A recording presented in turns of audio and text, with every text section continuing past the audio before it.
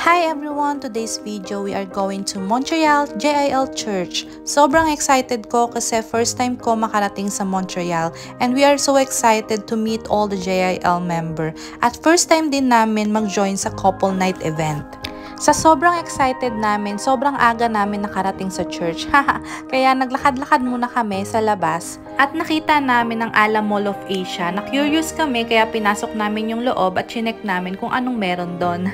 Bilihan pala ng mga sandwiches at juice. Chinek lang namin tapos lumabas din kami agad and then sa McDonald's kami nag-take ng breakfast bago kami pumunta sa church. Sobrang nag-enjoy kami mag-asawa sa couple team building at couple nights event.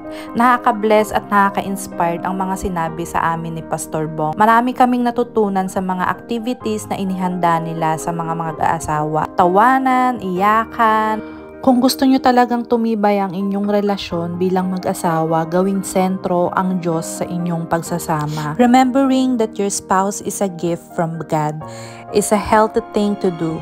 It will somehow help you avoid thinking that your spouse is just a chance, worst, or mistake. Sabi nga sa Ephesians 5:25, husbands, love your wives, just as Christ loved the church and gave himself up to her. If you pray together, stay together.